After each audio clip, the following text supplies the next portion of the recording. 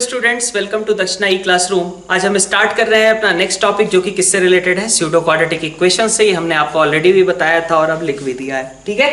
तो pseudo quadratic equation का पहले तो मतलब क्या होता है? स्यूडो का मतलब होता है कि ऐसी चीज जो एक्चुअली हो ना, लेकिन उसका हमें फील दे, ठीक है। एक्चुअली एग्जिस्ट ना करे तो उसका फील दे, है ना। तो जैसे हमने क्वेश्चंस किए रेंज ऑफ क्वाड्रेटिक एक्सप्रेशन के, और वहां पे भी कुछ आपने क्वेश्चन किए थे 2⁻x को आपने t मान लिया था। हमने कहा था उसी समय कि आपको एक अच्छी आदत डेवलप कर लेनी चाहिए। कौन सी आदत थी वो? कि जैसे ही आप किसी चीज को t मानते हैं, आप उसकी रेंज तुरंत साथ में लिख लेते हैं, ठीक है। ये चीज यहां पे बहुत काम आने वाली है। सब कुछ यहां पे उसी के अकॉर्डिंग होने वाला है, उसी t की रेंज के अकॉर्डिंग ही ये पूरी थियरी आपकी यहां पे डेवलप होने वाली है, ठीक है। इसमें क्या है, आपने जैसे सेम वही चीज है, 4⁻x + 2⁻x + 1 था आपका। आपने क्या किया, 2⁻x को t मान लिया। पहले वो क्वाड्रेटिक नहीं था, लेकिन जैसे ही आपने किसी चीज को t माना, पूरा एक्सप्रेशन कैसा बन गया? क्वाड्रेटिक बन गया, ठीक है।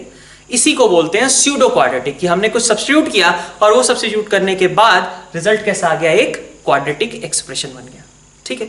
तो आइए सबसे पहले हम कुछ सिंपल से क्वेश्चन इसके स्टार्ट करते हैं। जैसे मान लीजिए आपको कहा जाए, ठीक है, ये हर कोई आप कर सकते हो, e⁻sin x - e⁻sin x = 5।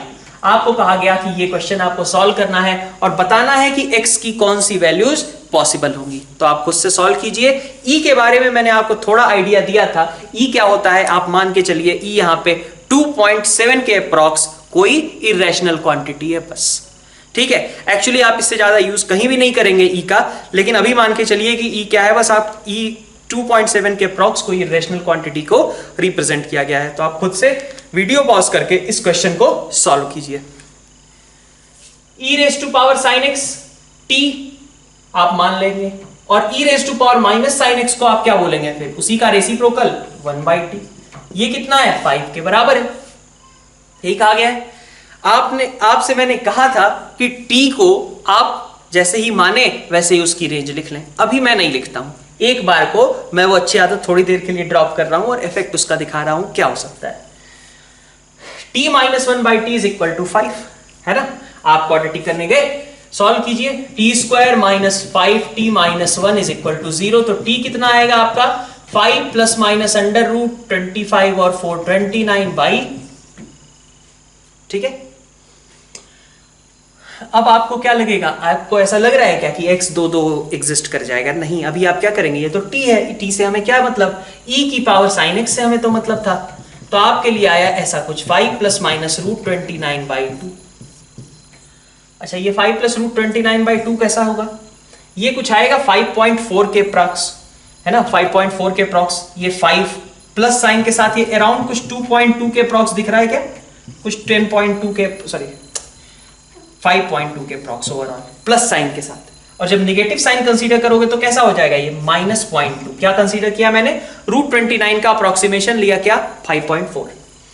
अब e⁻sin x आपका ऐसा कुछ है, तो देखें x ऐसा पॉसिबल है भी या नहीं है। e के बारे में मैंने क्या बोला आपको? e का कुल मिला के मतलब ये है कि e आपका 2.7 के अप्रॉक्स है। तो आप मान लीजिए कि ये 2.7 के अप्रॉक्स कोई एक नंबर लिखा हुआ है ना, और उसकी पावर में आपने sin x लगाया। क्या रिजल्ट कभी निगेटिव होगा? पहले तो इसी को बताइए। आप किसी पॉजिटिव नंबर की पावर में कुछ भी रख दें तो रिजल्ट कभी निगेटिव हो जाएगा क्या? नहीं। इसका मतलब कि इससे कोई भी x हमें नहीं मिलेगा। फिर दूसरी बात कर लेते हैं, 5.2 वाली। आप बताइए जरा थोड़ा देर सोच करके कि क्या ऐसा कभी पॉसिबल है? sin x अपनी सबसे बड़ी वैल्यू क्या लेगा? 1 लेगा ना। तो ये सबसे बड़ी वैल्यू कितनी हो सकती है? e के बराबर, या फिर आप कहें 2.7 2.78 के बीच, ऐसा ही कुछ हो सकता है ना। सबसे बड़ी वैल्यू इस एक्सप्रेशन की कितनी होगी? 2.7 की पावर 1, यहीं तक जाएगा ना। तो 5.2 कहां से आ गया? तो इसका मतलब ये भी हमारे काम का नहीं है। ऐसा कोई भी x एग्जिस्ट नहीं करेगा जिसको हम इसका सोल्यूशन बता सके, ठीक है बात। तो ये बात आपको यहां पे ध्यान में रखनी थी। आपने क्या किया? पहले t की रेंज नहीं लिखी, तो आपके पास फाइनली जो एक्सप्रेशन आया उसमें आपको चेक कर करके देखना पड़ा कि क्या ऐसा पॉसिबल है, ऐसा कोई x बन पा रहा है या नहीं बन पा रहा है। अगर आप यहीं पे लिख लेते कि e⁻sin x मेरा कहां से कहां तक लाई कर सकता है, जिसको मैंने t माना है, और ये t मेरा कहां से कहां तक लाई कर सकता है? t की मिनिमम वैल्यू आप देखो, e⁻−1 यही होगा ना मिनिमम। टी हमारा सबसे छोटा कब होगा, जब भाई बेस तो कांस्टेंट है, पावर को सबसे छोटा करोगे तो ओवरऑल वैल्यू कैसी हो जाएगी, सबसे छोटी हो जाएगी। तो टी हमारा सबसे छोटी वैल्यू 1/e लेगा, सबसे बड़ी वैल्यू e की पावर 1 लेगा। तो t अगर आपका यहां पे दिखेगा तो आप x खोजने जाएंगे, अगर आपका t यहां पे ना दिखे तो आपको आगे x खोजने नहीं जाना है। वही चीज यहां पे हुई। आप देखो t आपको ऐसा मिला कुछ, t आपका आया एक 5.2, इसमें है क्या वो, नहीं, 1/2.7 से 2.7 बस इतना ही है। -0.2 वो भी इसमें नहीं है। तो अगर आपने पहले ही ये चीज लिख रखी होती तो आपको इधर कुछ करने की जरूरत नहीं पड़ती। ये मैंने एक बहुत सिंपल सा एग्जांपल दिया है, इसमें आपको बहुत ज्यादा जिंदगी में लोड नहीं पड़ा होगा जब आपने ये वाला स्टेप किया होगा, ठीक है। लेकिन कई बार आगे जो हम क्वेश्चन लेंगे उसमें आपको वास्तव में दिक्कत होने शुरू हो जाएगी, ठीक है। तो इसीलिए हम कह रहे हैं कि जैसे ही आप e की पावर sin x को t मान रहे हैं उसकी रेंज साथ में लिख दीजिए, इससे आपका क्वेश्चन थोड़ा इजी हो जाएगा और साथ में आपसे मिस्टेक्स की चांसेस कम हो जाएंगी। इसी तरीके का एक आसान सा क्वेश्चन हमने और लिया है, 2 raised to power sin square plus 5 into है ये, ठीक है, 5 पॉइंट नहीं है, 5 into 2 raised to power cos square x equal to 7, find x in interval 0 से पाई। ये आपको क्वेश्चन सॉल्व करना है, ठीक है।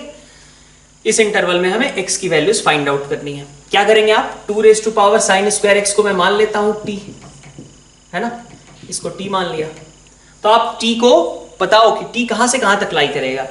तो आप देखो ये सबसे छोटी वैल्यू क्या लेगा, sin x -1 से 1 है तो sin स्क्वायर x अपनी सबसे छोटी वैल्यू क्या लेगा, 0 लेगा। लास्ट लेक्चर में हमने लास्ट पार्ट में डिस्कस किया था कि जब आप स्क्वायर करते हैं तो 0 अगर बीच में है तो उसकी टेंशन लेनी चाहिए। तो t की मिनिमम वैल्यू कहां पे आएगी, t की मिनिमम वैल्यू आएगी 2 raised to power 0 और t की मैक्सिमम वैल्यू कितनी आएगी, तो t की मैक्सिमम वैल्यू आएगी 2 raised to power 1, जब sin x कितना हो गया, 1 के बराबर हो गया। तो t आपका कहां से कहां तक है, 1 से 2 के बीच, है ना। अब आप लिख लीजिए t ये रहा 5 into 2 raised to power 1 minus sin square x, है ना। एक बार को लिख रहा हूं, इसको भी t में कन्वर्ट कर लेते हैं, t plus 5 into 2/2 की power sin square x is equal to 7। इसको t बोल दे तो ये कितना बन गया, t plus 10/t is equal to 7, है ना। यहां से आपके पास वैल्यूज कुछ निकल करके आएंगी, कितनी आएंगी, t is equal to 2 आएगा और 5 आएगा, है ना। आप देखो लेकिन t कैसा था, t तो मेरा मैक्सिमम 2 तक ही पहुंचता था, मिनिमम 1 से स्टार्ट होता था, मैक्सिमम 2 तक पहुंचता था। तो 5 अपने काम का नहीं रहा, उसको रिजेक्ट कर देंगे। बाकी क्या बचा आपके पास, t था 2 raised to power sin square x और इसकी वैल्यू किससे कंपेयर करनी है हमें, 2 से। तो इसका मतलब sin square x को कितना होना पड़ेगा, 1, और इसलिए x को कितना होना पड़ेगा, π/2, और यही हमारा करेक्ट आंसर हो जाएगा। सिर्फ ऐसा एक ही x एग्जिस्ट करता है इस इंटरवल में और वो क्या होगा, π/2 के बराबर होगा।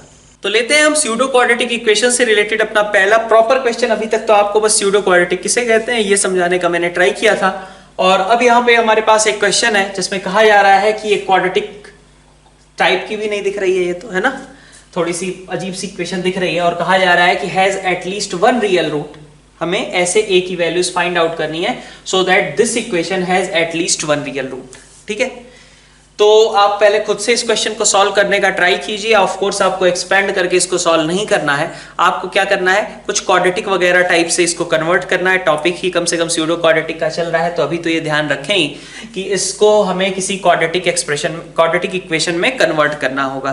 तो आप वीडियो को पॉज करके सबसे पहले खुद से सॉल्व कीजिए। आइडिया ऑफ थिंकिंग क्या रहेगा वो मैंने आपको बता दिया कि पहले इसको एक क्वाड्रेटिक में कन्वर्ट कीजिए, फिर देखिए कि क्या क्या चेंजेस और क्वेश्चन क्या फ्रेम हो रहा है, ठीक है।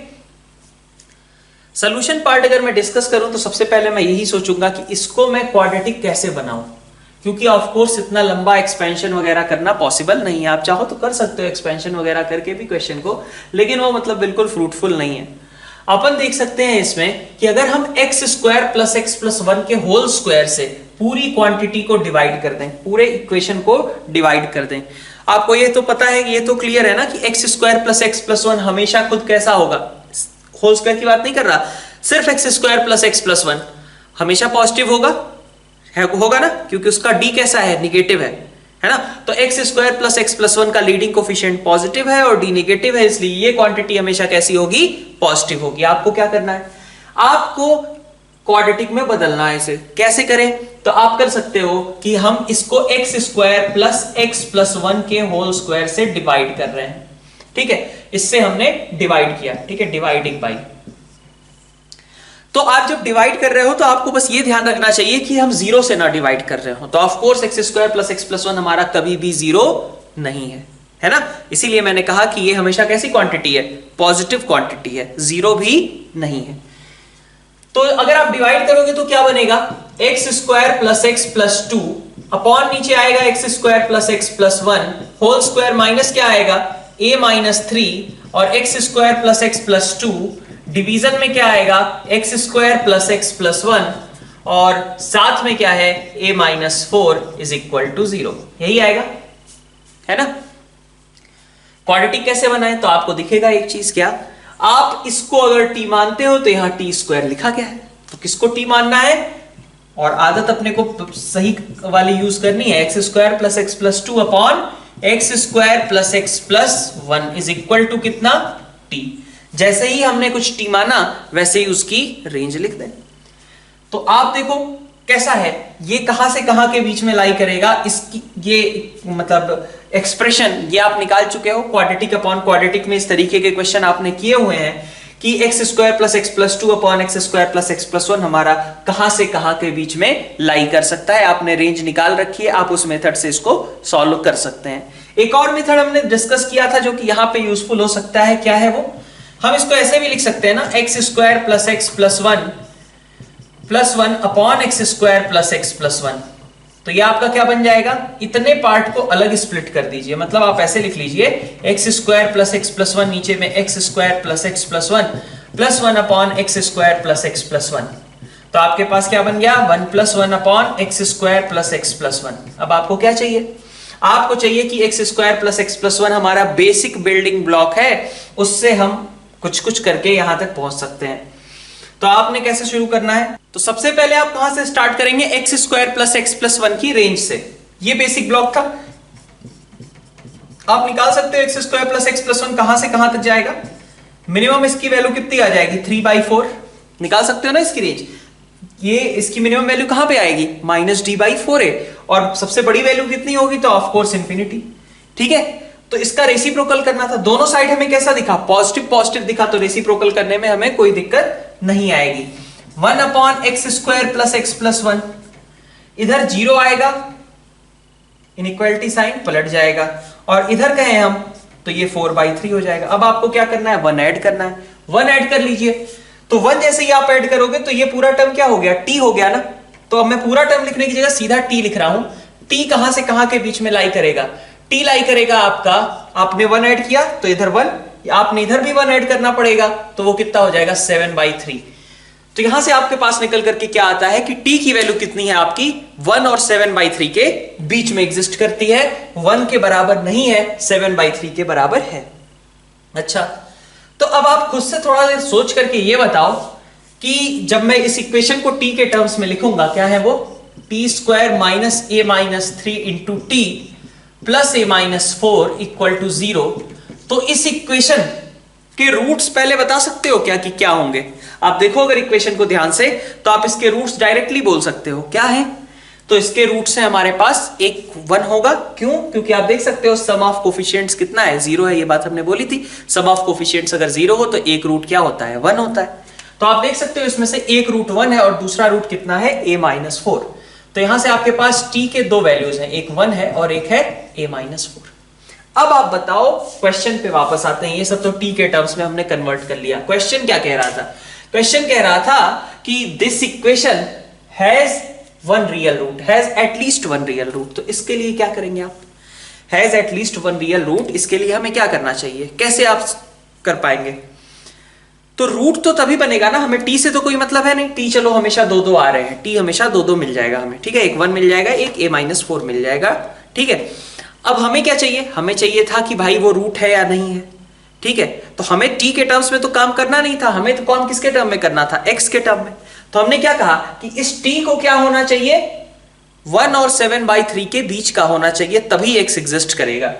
समझ सकते हो क्या, t अगर हमारा 1 से 7/3 के बीच होगा तभी कोई उसके करस्पॉन्डिंग x एग्जिस्ट किया होगा, ठीक है ना, यही रेंज आई है ना हमारी t की। अब अगर हम सोचें कि t इक्वल टू हमारा 10 है, तो t इक्वल टू 10 तो कभी किसी x के लिए पॉसिबल ही नहीं था ना, अगर t इक्वल टू 10 पॉसिबल होता तो यहां पे रेंज में अपीयर हुआ होता। तो कोई ऐसा x था ही नहीं जिसके लिए t हमारा 1 से 7/3 के अलावा और कोई वैल्यू अटेन कर सके। ठीक है, तो आप ये बताइए कि एटलीस्ट 1 रियल रूट की कंडीशन कब आएगी। आप देखो t equal to 1, t equal to 1 के करस्पॉन्डिंग कोई x आएगा क्या? नहीं आएगा। क्यों?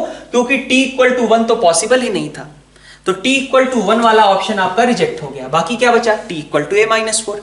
a-4 ये कहां होना चाहिए? तो a-4 जो है वो हमारा इसी बीच में होना चाहिए, तभी तो हमें रूट देगा वो। भाई a-4 हमारा कहां होना चाहिए? 1 और 7/3 के बीच में होना चाहिए। ठीक है, 1 और 7/3 के बीच में होना चाहिए। अगर वो इनके अलावा कुछ और वैल्यूज लेने लगेगा तो इसका मतलब फिर से हमें रूट नहीं मिलेगा, है ना, x की वैल्यूज नहीं मिलेंगी।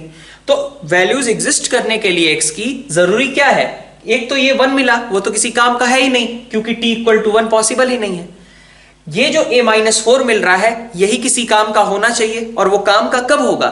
जब ये a-4 t की रेंज का मेंबर हो, t की एक्चुअल वैल्यूज के लिए पॉसिबल हो। तो a-4 कहां से कहां तक गया? 1 से 7/3 के बीच में होना चाहिए। और यहां से हम कह सकते हैं कि a की वैल्यू कहां से जाएगी? 5 से लेकर के इधर आप कह लो 19/3 तक होगी। तो ये हमारे पास a की पॉसिबल वैल्यूज हो गई। प्योरली स्यूडो क्वाड्रेटिक की बात करें तो वो बात हमारी इतने तक ही अभी फिलहाल लिमिटेड है। ठीक है, अब हम लोकेशन ऑफ रूट्स पे आएंगे स्यूडो क्वाड्रेटिक के, लेकिन उसके पहले मैं थोड़ा सा और आइडिया देना चाहूंगा फिर से लोकेशन ऑफ रूट्स का। ठीक है, वो टिपिकल क्वेश्चंस जो थे पहले, जो लैंग्वेज थी, आई होप कि आप उसे समझ पाए हो। अगर आप नहीं समझ पाए हो तो सबसे पहले उसी को आप पहले समझने का ट्राई करो। ठीक है, ये सारी बातें आप बात की समझना, सबसे पहले आपको वही समझना चाहिए कि आप लोकेशन ऑफ रूट्स के जो बेसिक्स थे, ठीक है, लास्ट लेक्चर जो था हमारा, उसमें आप क्वेश्चंस को, उस तरीके के क्वेश्चंस को आप इंटरप्रेट कर पाएं और करेस्पॉन्डिंगली सही रिजल्ट तक पहुंच पाएं। ठीक है, सबसे पहले आपसे यही रिक्वेस्ट है कि आप उस पार्ट को कमांड कीजिए। ठीक है, अब मैं उसको थोड़ा सा और एक्सटेंड कर रहा हूं, ऐसे क्वेश्चंस जो थोड़ा सा ज्यादा डराते हैं लोकेशन ऑफ रूट से रिलेटेड। ठीक है, और इन पार्ट्स को कंप्लीट करने के बाद मैं इसको क्लब करने वाला हूं स्यूडो क्वाड्रेटिक इक्वेशंस की लोकेशन ऑफ रूट्स के साथ। ठीक है, तो सबसे पहले मैंने एक क्वेश्चन लिया है, क्या है ये? a plus 2x square minus 2x plus 1 greater than 0 for all x greater than or equal to 5 find a। कुछ चेंजेस इसमें महसूस हुए। इसमें क्या कहा गया कि ये क्वाड्रेटिक पॉजिटिव है। हमेशा अगर कह दिया गया होता तो ऐसे क्वेश्चंस तो हम कब के कर चुके हैं, साइन ऑफ क्वाड्रेटिक में ही कर चुके हैं। अगर यहां पे कह दिया गया होता for all x belongs to r, उसी समय कर लिया होता हमने। लेकिन इसमें थोड़ी सी दिक्कत दे दी। क्या दिक्कत दे दी? कि x ग्रेटर देन और इक्वल टू 5 है, तभी ऐसी बात की जा रही है। तो अब इसका मतलब क्या होगा, ये चीज अपन सेंस करते हैं कि इसका मतलब क्या है। This whole equation inequality exist for x greater than और equal to 5 then find a, इसकी बात की जा रही है। तो यहां पे क्या होता है, थोड़ा सा ये लोकेशन ऑफ रूट्स के जो टिपिकल क्वेश्चंस थे उनसे डिफरेंट है। वहां पे क्या था, वहां पे आप डायरेक्टली एक ग्राफ बनाते थे, मतलब आपको जो लैंग्वेज दी गई है अगर आपने सही इंटरप्रेट कर ली, आपने करस्पॉन्डिंग ग्राफ आइडेंटिफाई कर लिया, आपके पास रटे रटाए से रिजल्ट्स थे, उन्हीं रिजल्ट्स को आप यूज करिए और उनसे आप डायरेक्ट आंसर तक पहुंच पाते थे। यहां पे थोड़ी सी सिचुएशन चेंज है। यहां पे क्या है, आपको यहां पे वो कंडीशंस जो आप पहले लगाते थे बार बार, उसको थोड़ा सा मॉडिफाई करके खुद से सोचना पड़ेगा कि क्या क्या सिचुएशंस यहां पे एग्जिस्ट कर सकते हैं। जैसे पिछली बार हमने बोल दिया कि भाई बोथ रूट्स ग्रेटर देन 5, तो आपको आंख बंद के लगा देना था a into f of 5 greater than 0, minus b by 2a is greater than 5 और d ग्रेटर देन और इक्वल टू 0, ऐसा ही करते थे। लेकिन यहां पे हम ऐसा नहीं कर सकते। यहां पे थोड़ा सा हमें दिमाग और लगाना पड़ेगा। अल्टीमेटली करना वही काम है, लेकिन कौन कौन सी कंडीशन लगाऊं, क्या क्या सिचुएशंस हमारी है, मतलब इसको हमें कन्वर्ट करना पड़ेगा एक तरीके से कहें टिपिकल क्वेश्चंस में, लोकेशन ऑफ रूट्स के टिपिकल क्वेश्चंस में इसको कन्वर्ट करना पड़ेगा। तो आइए देखते हैं कि कैसे हम इस सवाल को स्टार्ट करेंगे।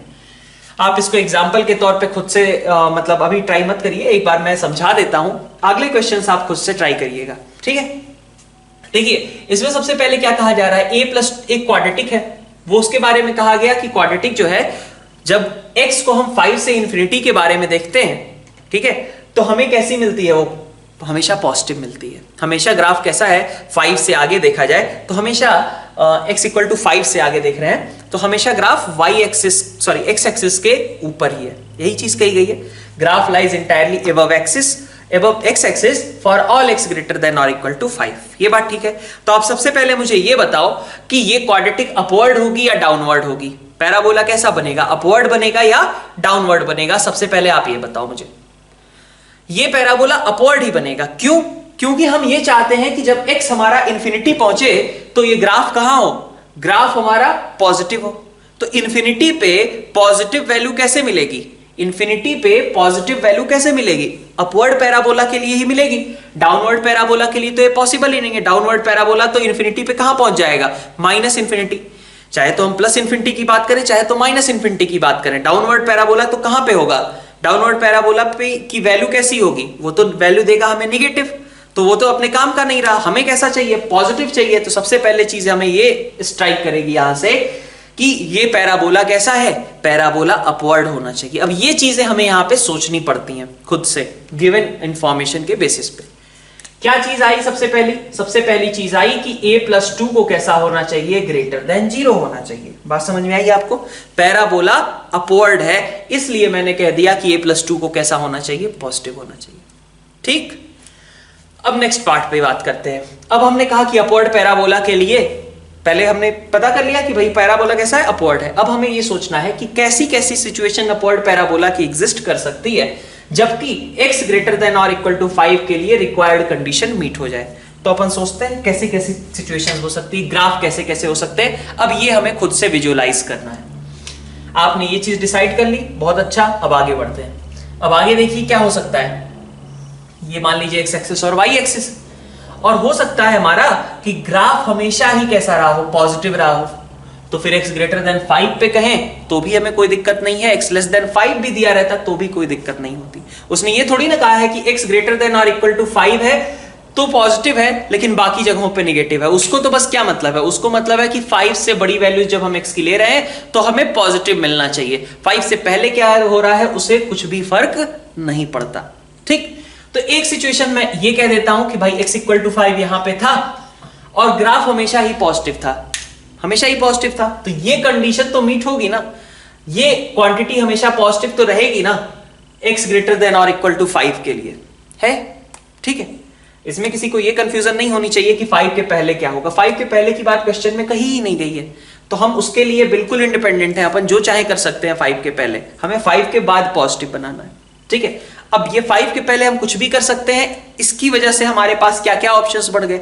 हमारे पास एक सिचुएशन ऐसी हो सकती है, क्या अपन हो सकता है कि दोनों रूट हमारे एग्जिस्ट कर रहे हो। पिछली बार तो हमने ऐसा बनाया जिसमें रूट ही ना एग्जिस्ट करें, और इस बार हम ऐसा बना सकते हैं जिसमें दोनों रूट एग्जिस्ट किए, लेकिन दोनों रूट कहां पे एग्जिस्ट किए, 5 के पहले ही। 5 के पहले ही सारे रूट्स अगर आ गए, मतलब दोनों ही रूट्स पहले ही आ गए, तो 5 के बाद ग्राफ कैसा रहेगा, पॉजिटिव ही रहेगा। और तो कोई उसके पास ऑप्शन नहीं है, ग्राफ को ऐसा ही रहना पड़ेगा। ये बात आपको समझ में आ रही है क्या? ठीक है, 5 के पहले क्या हो रहा है हमें कुछ भी फर्क नहीं पड़ता, इसलिए हमारे पास दो चॉइसेस थी। 5 के पहले भी ग्राफ को हमने कैसा कर दिया, हमेशा पॉजिटिव कर दिया। और इस केस में क्या किया, हमने कहा कि 5 के पहले ही दोनों रूट एग्जिस्ट कर गए। ठीक है, अब 5 के अब और सोचो, और कोई सिचुएशन एग्जिस्ट कर सकती है क्या? अब आप थॉट प्रोसेस आपको सारे इसमें चेक करने पड़ेंगे। जैसे मान लीजिए आप सोचते हो, किसी ने सोचना बिल्कुल गलत नहीं है, सोचो आप। ठीक है, क्या क्या सोच सकते हो आप? सोच सकते हो कि भाई 5 मैं यहां पे डाल दूं और रूट्स को उसके बाद क्रिएट कराऊं, तो दिक्कत है ना।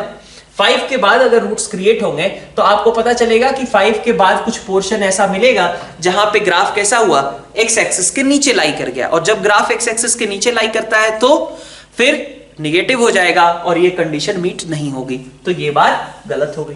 ठीक है, और कुछ हो सकता है क्या डाउनवर्ड पैराबोला के लिए? और तो कुछ टच करने वाली सिचुएशन है वो आप एनालाइज कर सकते हो कि टच करने वाली सिचुएशन यहाँ पे पॉसिबल नहीं हो पाएगी। ठीक है, इस केस में हो सकता है कि ऐसा भी हो जाए, इसमें भी कोई तकलीफ नहीं थी हमें कि अगर मान लीजिए इस तरीके की सिचुएशन हो जाए, कोई दिक्कत नहीं। 5 हमारा यहाँ पे है मान लीजिए। ठीक, अच्छा, इधर रूट बनाने का ऐसा मतलब नहीं है कि हम निगेटिव रूट चाहते हैं। हमारा मतलब कुल मिला के ये है कि हमारा रूट जो है वो 5 के पहले पहले जो भी आना था आ चुका, भले उसको इक्वल आना था, डिस्टिंक्ट आना था, जैसा आना था आ चुका। ठीक है, 5 के बाद कुछ रूट का चक्कर नहीं है, बस हम ये चाहते हैं। ठीक है, अब देखिए इस क्वेश्चन को कैसे करेंगे। हमारे पास क्या हुआ कि 3 पॉसिबल सिचुएशंस हो सकती हैं, इन तीनों से हमें कोई प्रॉब्लम नहीं है। 5 पे वैल्यू कैसी होनी चाहिए, पॉजिटिव होनी चाहिए। 5 पे वैल्यू यहां भी पॉजिटिव है, यहां भी पॉजिटिव है और यहां पे भी पॉजिटिव है। आगे कैसी होनी चाहिए, पॉजिटिव होनी चाहिए। 5 के आगे, तो 5 के आगे यहां भी पॉजिटिव है, यहां भी पॉजिटिव है, यहां भी पॉजिटिव है। और कोई कंडीशन हो सकती है क्या? और कोई कंडीशन नहीं एग्जिस्ट कर रही। आप सोचो, सोच करके आप जितने पॉसिबल केसेस हो सकते हैं ग्राफ के सारे एनालाइज करो और वहां से देखो सबसे पहले कि कौन कौन से ग्राफ्स एक्चुअली पॉसिबल हैं जो कि रिक्वायर्ड इनइक्वालिटी को मीट करते हैं। ठीक है, अब बात आती है लोकेशन ऑफ रूट्स की। आपने ये सारे ग्राफ्स बना लिए, सोच लिए, यही पार्ट आपका सबसे कॉम्प्लिकेटेड होता है। एक बार आपने ये सही सही सारे केसेस अगर सोच लिए तो उसके बाद कोई खास दिक्कत नहीं है। अब आप लोकेशन ऑफ रूट्स ट्राई कीजिए। इस केस में आप इसको मैं 1 नाम दे देता हूं इस ग्राफ को। ठीक है, इन दोनों को मैं एक साथ ही क्लब कर लेता हूं और इसको 2 नाम दे देता हूं। ठीक है, तो ये केस 1 और ये केस 2। तो केस 1 हम डिस्कस करते हैं। केस 1 का मतलब क्या है? केस 1 का मतलब है ऐसा। अब इसमें तो क्या है, ये तो सीधी सीधी बात थी कि हमारा जो लीडिंग कोफिशिएंट है वो पॉजिटिव हो, और क्या चाहिए था कि डी कैसा हो, डिस्क्रिमिनेंट कैसा हो, निगेटिव हो, तभी ऐसा होगा। तो a + 2 > 0 मतलब a > -2 और d निगेटिव, d कितना है हमारा, d है हमारा 4 - 4 टाइम्स a + 2 < 0। तो ये कितना आया, 1 < a + 2। a + 2 > 1 है तो इसका मतलब a < -1। ये हमारे पास रिजल्ट आ गया यहां से। ठीक है, ये किसका आंसर हुआ, केस 1 का। तो क्वेश्चन अभी खत्म नहीं हुआ है, केस 2 अभी बचा हुआ है। केस 2 को डिस्कस करते हैं। केस 2 में देखिए क्या क्या है। केस 2 में ये कहा जा रहा है कि हमारे रूट्स तो थे, लेकिन दोनों रूट्स कहां थे, 5 के पहले थे। तो हमारे को अगर मान लीजिए लोकेशन ऑफ रूट्स में इसी सिचुएशंस को एक साथ क्लब करके बोलना हो तो हम क्या बोलेंगे, हम बोलेंगे कि we want both roots of this equation < 5। कह सकता हूं मैं, we want both roots of this equation < 5। यही रिक्वायरमेंट है हमारी कि दोनों रूट्स हमारे 5 से कैसे हो, छोटे हो, एग्जिस्ट कर रहे हो और वो कैसे हो, 5 से छोटे हो। तो आप देखिए क्या बोलेंगे, बोथ रूट्स < 5। कंडीशन क्या क्या लगती है, कंडीशन लगती है एक a × f5 पॉजिटिव होना चाहिए। ठीक है, a × f5 पॉजिटिव होना चाहिए। और क्या कंडीशन लगती है, और कंडीशन लगती है कि d कैसा होना चाहिए, > 0 होना चाहिए। <0 यहां पे आ गया, = 0 की कंडीशन हमने यहां की कंबाइन कर ली। नेक्स्ट हमारे पास क्या है, वर्टेक्स -b/2 है, वो कैसा होना चाहिए, उसको भी < 5 होना पड़ेगा। यही 3 कंडीशंस होती है, करते जाओ। a क्या है हमारा, लीडिंग कोफिशिएंट a + 2 है ना, लीडिंग कोफिशिएंट a है, नहीं है, यहाँ पे a + 2 है। f(5) की बात करें तो f(5) आप रख लो, यहाँ पे कितना बन रहा है, 25 a + 2 - 5 रखा 10 और +1 9। ये आपका प्रोडक्ट कैसा होना चाहिए, पॉजिटिव, मतलब a + 2 और इधर से आपके पास आया 25 a + 41 कैसा है, पॉजिटिव है। दैट मींस a की वैल्यू कहां से कहां तक गई, -2 से -41/25 तक गई। ठीक, अभी d पॉजिटिव है, वो भी देखना पड़ेगा। तो d का मतलब क्या है, सेकंड केस, मतलब सेकंड ये वाला t > 0।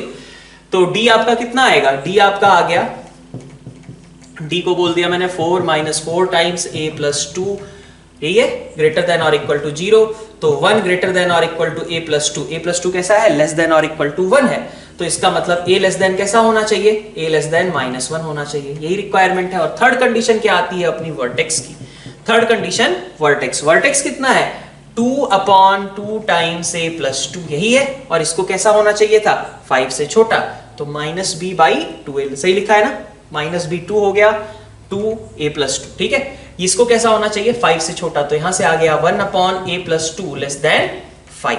ठीक, अपन इस साइड लेते हैं इसको, तो ये क्या बना लेगा, आप कह लो ऐसे, बल्कि 5 - 1/a + 2 is > 0। 5a + 10 -1 which is 5a + 9/a + 2 is positive।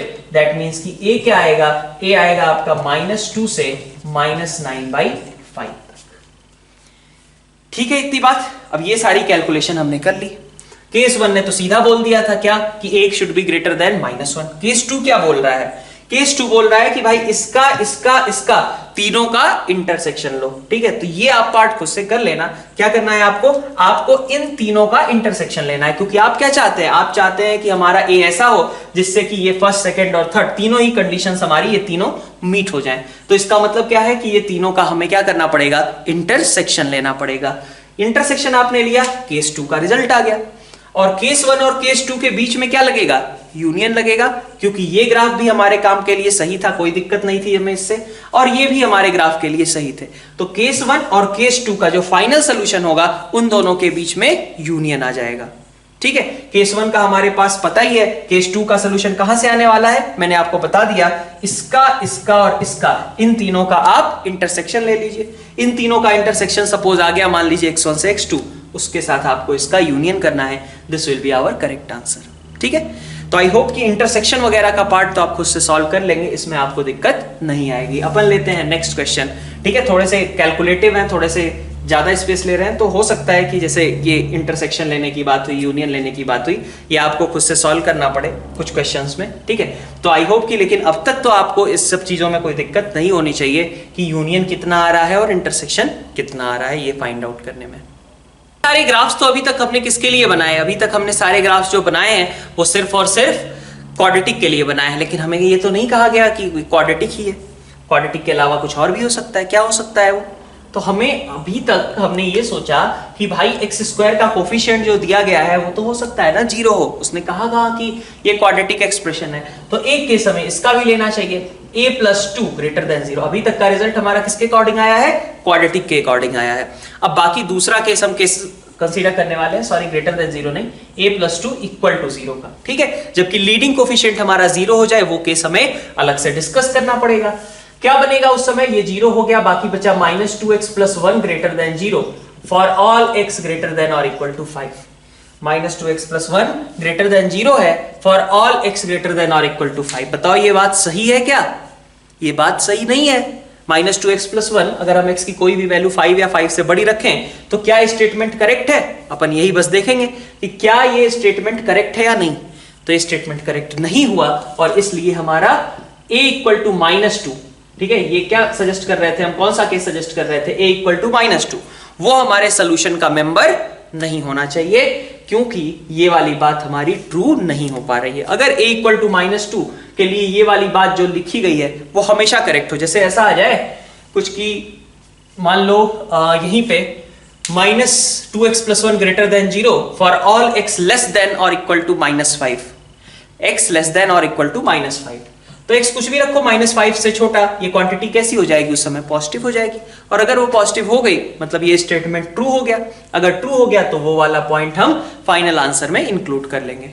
ठीक है, तो यही पार्ट एक और बचा हुआ था इसमें से। अब अपन नेक्स्ट क्वेश्चन स्टार्ट करते हैं। तो आइए अपने डिस्कशन को कहीं और आगे बढ़ाते हैं। यहाँ पे क्या कहा जा रहा है, एक और एक्सप्रेशन है क्वाड्रेटिक जैसा दिखने वाला, है ना, और इसके लिए कहा जा रहा है कि this is less than 0 for all x belonging to -2 से -1। मतलब ये एक्सप्रेशन नेगेटिव होना चाहिए इस पर्टिकुलर इंटरवल में।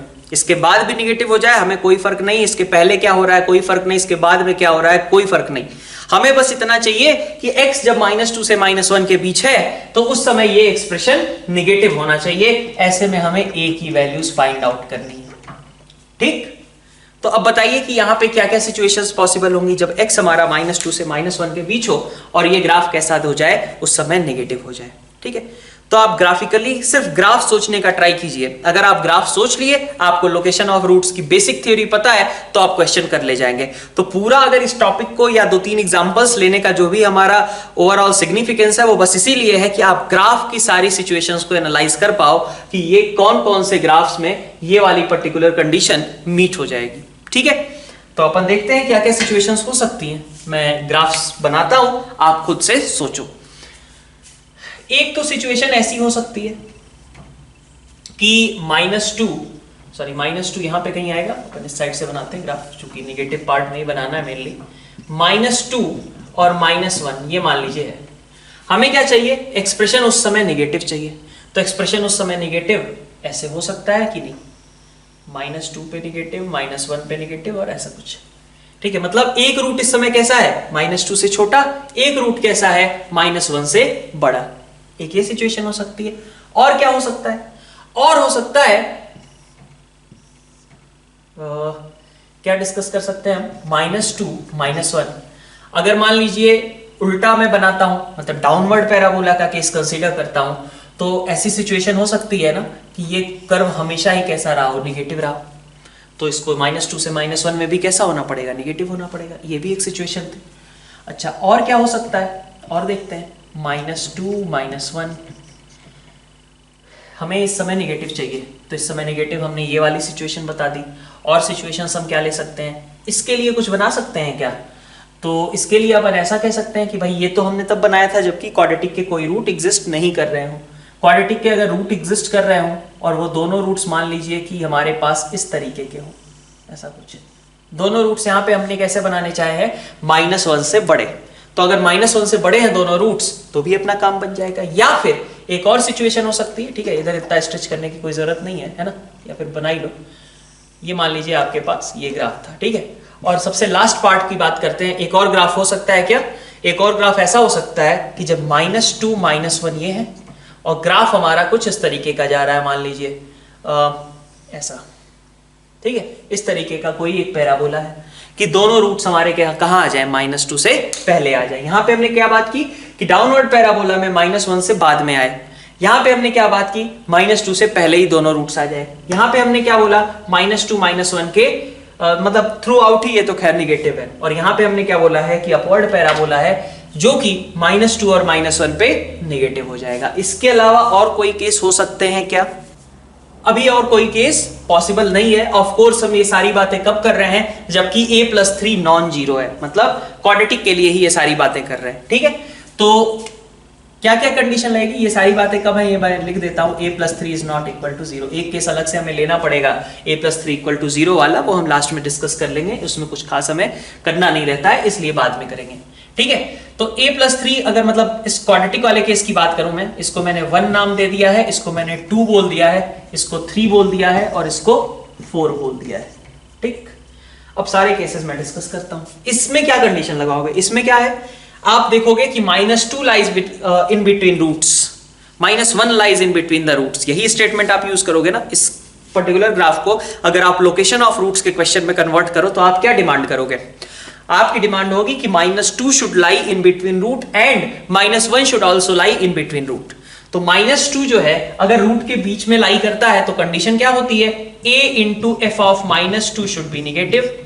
a की जगह हम क्या रखेंगे, leading coefficient a+3, f of -2 कितना हो जाएगा, -2 रख दो, 4a + 12 + 8 + 2 लेस देन 0, यहां से आप निकाल सकते हो, ठीक है। ये आपके पास पहली कंडीशन हो गई। और सिर्फ -2 से तो काम चलेगा नहीं, हमें -1 भी अंदर ही चाहिए, तो a into f of -1 should also be less than 0।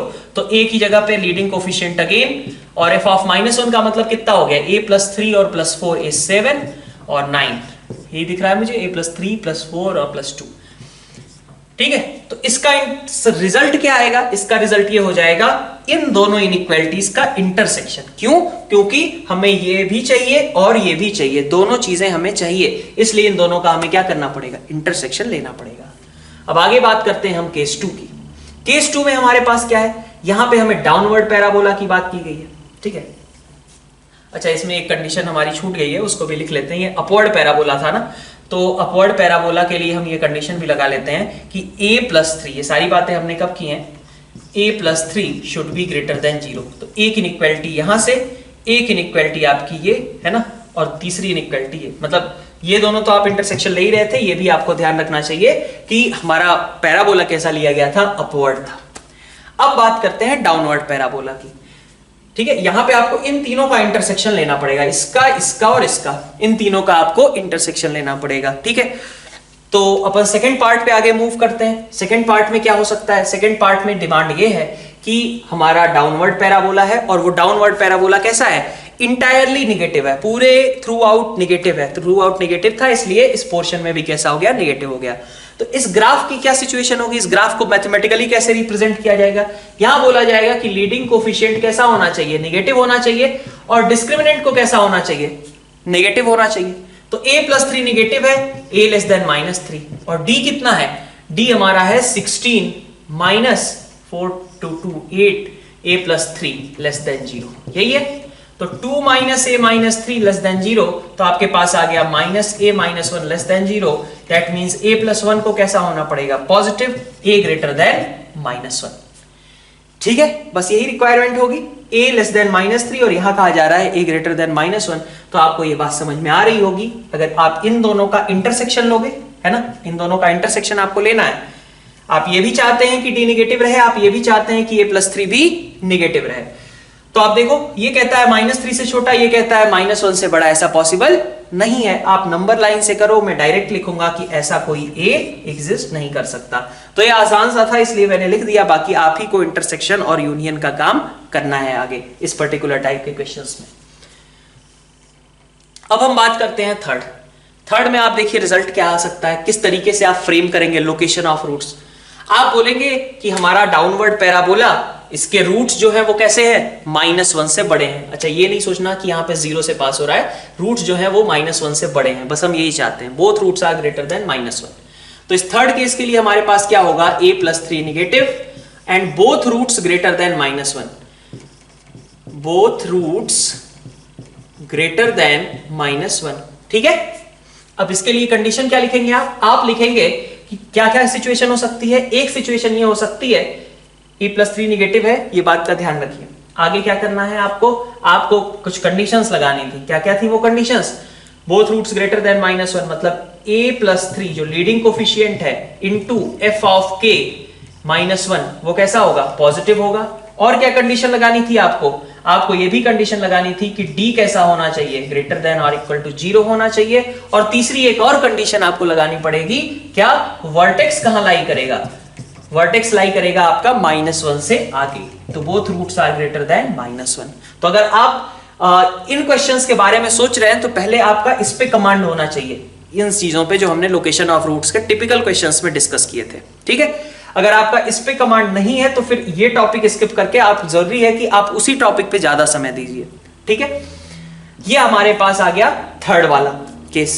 आप इसकी भी इनइक्वालिटी निकाल सकते हो। इसमें कौन कौन सी इनइक्वालिटी है, 4, 3 तो यहां दिख रही है आपको, 1 2 3 और एक ये भी थी। तो 4 इनइक्वालिटीज हम यहां पे डिस्कस कर रहे हैं। फिर इसके बाद हम बात करते हैं इस केस की। इस केस में हमारे पास क्या होगा, क्योंकि बहुत सारे केसेस है ना, तो अगर आप केसेस में ही कंफ्यूज हो जाएंगे कि उसके बाद क्या करना है, तो बेसिक क्रक्स तो इस क्वेश्चन का मिस ही हो गया। बेसिक क्रक्स तो यही है यहाँ पे इन क्वेश्चंस को करने का, कि हम ग्राफ्स के बारे में सोच पाए खुद से कि कौन कौन से ग्राफ्स इन पर्टिकुलर इनइक्वालिटीज को सेटिस्फाई कर पाते हैं। ठीक है, तो आपको उसके बाद के स्टेप्स में दिक्कत हो रही है, तो आपकी दिक्कत लोकेशन ऑफ रूट्स की है, इस टॉपिक की नहीं। तो आप पहले फिर से लोकेशन ऑफ रूट्स रिवाइंड करके देख लें, मैं बार बार सजेस्ट करूंगा। फोर्थ वाला केस अगर मैं देखूं तो इसको क्या बोला जाएगा, इसको बोला जाएगा कि बोथ रूट्स लेस देन -2 और डाउनवर्ड पैराबोला। तो डाउनवर्ड पैराबोला है, मतलब a+3 को नेगेटिव रहना है। और क्या होना है, और होना है हमारा जो बोथ रूट्स लेस देन -2 है, तो a f ऑफ -2 कैसा होना चाहिए, पॉजिटिव। और क्या लगेगा, d ग्रेटर देन और इक्वल टू 0, ये भी ठीक था। और क्या लगेगा, और हम ये भी बोल सकते हैं ना कि वर्टेक्स कैसा रहता है, -p/2 है, वो कैसा होगा, -2 से छोटा। तो यहां पे आपको इनका इंटरसेक्शन लेना है। तो सोचिए क्वेश्चन खुद में कितना बड़ा है ना। केस 1 वो अपना रिजल्ट यहां पे देगा, कैसे, 3 इंटरसेक्शन से। केस 2 हमारा रिजल्ट कहां देगा, मतलब मिल ही गया, खैर केस 2 में मेहनत नहीं करनी पड़ी। a+3 मतलब ये वाला थर्ड केस जो था, थर्ड केस कैसे हमें रिजल्ट देगा, थर्ड केस रिजल्ट देने के लिए इसको ठीक है, 1 2 3 और ये 4 इनइक्वालिटीज के सॉल्यूशन का इंटरसेक्शन लेगा। और फिर फोर्थ केस हमारा अगर देखा जाए तो ये 4 कंडीशंस यहां पे भी हैं, इन चारों की जो इंटरसेक्शन होगा उनको यूज करेगा। अब केस 1 का कुछ रिजल्ट, केस 2 का, केस 3 का, केस 4 का, चारों केसेस के रिजल्ट्स का अलग अलग का क्या करना है, उन सबका यूनियन करना है। क्योंकि हम इन 4 में से किसी भी ग्राफ से खुश हो सकते थे, क्योंकि ये इनइक्वालिटी इन चारों से सेटिस्फाई होती। तो ये हो जाए तब भी अपने को लिए कोई दिक्कत नहीं, ये हो जाए तब भी अपन खुश है, इससे भी अपने को कोई प्रॉब्लम नहीं है, इससे भी कोई प्रॉब्लम नहीं है। तो क्या होगा, case 1 union case 2 union case 3 union case 4, ये हमारा आंसर हो जाएगा। ठीक है, तो अगर आपको दिक्कत हुई इस क्वेश्चन को समझने में, लोकेशन ऑफ रूट्स की प्रॉब्लम है, हो सकता है। ठीक है, अगर आप इन 4 ग्राफ्स के बाद आप फंसते हैं तो ठीक है, तो आप ज्यादा समय उस पर अगर लगाएंगे तो ज्यादा बेहतर रहेगा। और आप थोड़ा सा इसको एज एन एग्जाम्पल ले लीजिए उस केस में, अगर आपको वहां देखने के बाद भी थोड़ी सी दिक्कत हो रही है तो आप इस केस को कंप्लीटली एज एन एग्जाम्पल समझिए, इस पूरे क्वेश्चन को आप एज एन एग्जाम्पल ट्रीट करिए कि आपको किस तरीके से सॉल्व करना रहता है। ठीक है, तो इस चीज को थोड़ा सा आप इन्वॉल्व होकर के देखेंगे, थोड़ा ज्यादा फोकस करके कुछ क्वेश्चंस प्रैक्टिस करेंगे, तो ये इस तरीके के सवाल आपसे सॉल्व होने स्टार्ट हो जाएंगे। तो इस तरीके का अपन एक और लास्ट क्वेश्चन देखते हैं। इसको मतलब अगर कहा जाए, जो मैं कह रहा था कि केवल लोकेशन ऑफ रूट्स का एक्सटेंशन, स्यूडो क्वाड्रेटिक के साथ कुछ लोकेशन ऑफ रूट्स क्लब करना भी बचा हुआ है, ठीक है। ऑल्दो ये खुद में कहें तो लोकेशन ऑफ रूट्स जो है यूज कर ही रहे हो अभी तक, और साथ में ये स्यूडो क्वाड्रेटिक भी है, आपको दिखना चाहिए, ठीक है। क्या लिखा गया है क्वेश्चन में, ये बीच में पॉइंट नहीं है, ये इनटू है, k-2 into 9⁻⁴x 2 into 3⁻⁴x और ये 3 greater than 0 for all x greater than 0 find k, ठीक है। तो ये क्वेश्चन आपको सॉल्व करना है। आप सबसे पहले क्या करेंगे, इसका स्यूडो क्वाड्रेटिक बनाएंगे, और क्वाड्रेटिक बनाने के बाद आप फिर से जो लास्ट क्वेश्चन जैसे था सारे ग्राफ से सोचने थे, वो ग्राफ सोचने बैठ जाएंगे, ठीक है। सारा समय हमें किस पे लगाना है कि ग्राफ्स में हमारा कोई केस मिस ना हो। एक बार ग्राफ्स बन गए, आपको लोकेशन ऑफ रूट्स का आइडिया है, बेसिक लोकेशन ऑफ रूट्स का, तो आप क्वेश्चन सॉल्व कर लेंगे, ठीक है। क्या करना है आपको, 3⁻x को t मानना है। तो और जैसे ही आपने t माना, अच्छी आदत यूज की। अच्छी आदत क्या थी कि x ग्रेटर देन 0 है, तो t कैसा होगा, t हमारा मिनिमम वैल्यू क्या लेगा, 3⁻0 मतलब 1, और 1 से बढ़ते हुए इंफिनिटी, यही होगा। x 0 से इंफिनिटी है, तो रिजल्ट क्या आएगा t का, 3⁻0 से 3⁻∞, मिनिमम 1 और मैक्सिमम कितना, इंफिनिटी। 1 एक्चुअली पॉसिबल नहीं है, ये ओपन ब्रैकेट लगा हुआ है, ठीक। अब आगे बढ़ते हैं, क्वाड्रेटिक बनाते हैं, k-2t² -2 into t for all. अब हमारा कैसा हो गया, t ग्रेटर देन 1, यही हो गया ना। हम तो t अब चाहिए, x से क्या मतलब, हमें सब कुछ t में लिखा है, तो t ग्रेटर देन 1। तब ये कैसा होना चाहिए, पॉजिटिव होना चाहिए, ठीक है। अब ऐसे सोचो कि कब कब ये सिचुएशन क्रिएट हो सकती है, वो सारे ग्राफ्स हमें एनालाइज करने हैं। एक सिचुएशन हो सकती थी, अच्छा इसमें एक बात क्लियर हो गई क्या, आप बता सकते हो क्या कि पैराबोला कैसा होगा। खैर सोचो, आप सोच करके बताओ, या फिर आप डायरेक्टली बता दो, ठीक है। पैराबोला इसमें कैसा होगा, ठीक है, मैं बताता हूं कैसा होगा। पैराबोला इसमें अपवर्ड होगा। पैराबोला क्यों अपवर्ड होगा, क्योंकि हम चाहते हैं कि t जब हमारा 1 से बड़ा है, तो उस समय ये क्वांटिटी कैसी रहे, पॉजिटिव रहे। मतलब t जब हमारा इंफिनिटी पे हो, तब भी ये क्वांटिटी कैसी रहे, पॉजिटिव रहे। तो इंफिनिटी पे क्वांटिटी पॉजिटिव कब होगी, जबकि पैराबोला कैसा रहा होगा, अपवर्ड रहा होगा, ठीक है बात। पैराबोला अगर अपवर्ड रहा होगा, तभी ना इंफिनिटी पे वो पॉजिटिव रिजल्ट देगा। तो ये हमारे पास सिचुएशन सबसे पहले क्लियर हो गई कि k-2 कैसा होगा, पॉजिटिव होगा। इस बात को मैं यहां पे लिख ही देता हूं, ताकि आप अगर पहले सोच लिए तो थोड़ा आगे के ग्राफ सोचने में आपको कम समय लगेगा, क्योंकि आपको डाउनवर्ड पैराबोला का केस सोचना ही नहीं है, ठीक। अच्छा क्या होगा अपवर्ड पैराबोला में, फिर यहां पे कहीं मान लीजिए 1 रहा होगा, और ऐसा हो सकता है कि सब कुछ पॉजिटिव है, कोई दिक्कत नहीं। और क्या हो सकता है, और ये हो सकता है कि 1 के आगे हमें पॉजिटिव चाहिए ना, तो दोनों रूट्स हम 1 के पहले क्रिएट कर दें, यही होगा, ठीक है। दोनों रूट्स हमारे 1 के पहले आ गए तो भी हमें कोई दिक्कत नहीं, और दोनों रूट्स हमारे पास आए ही नहीं तो भी कोई दिक्कत नहीं। अच्छा एक केस और हो सकता है, वो भी हम थोड़ा सा डिस्कस करते हैं, क्रूशियल केस है, आगे के स्यूडो क्वाड्रेटिक में आपका खास करके यूज आने वाला है। क्या है, ऐसा भी तो हो सकता है, ऐसे देखो, एक रूट निगेटिव, मतलब निगेटिव भी ना कहो, एक रूट में ऐसे सिंपली बोलता हूं, एक रूट हमारा 1 से छोटा है ना, और दूसरा रूट 1 है। ये भी तो हो सकता है, एक रूट 1 हो जाए, क्योंकि जब 1 रूट होगा तो 1 पे वैल्यू कितनी मिलेगी, इस क्वाड्रेटिक की वैल्यू मिलेगी कितनी, 0। तो 1 पे 0 होने में तो कोई दिक्कत है ही नहीं।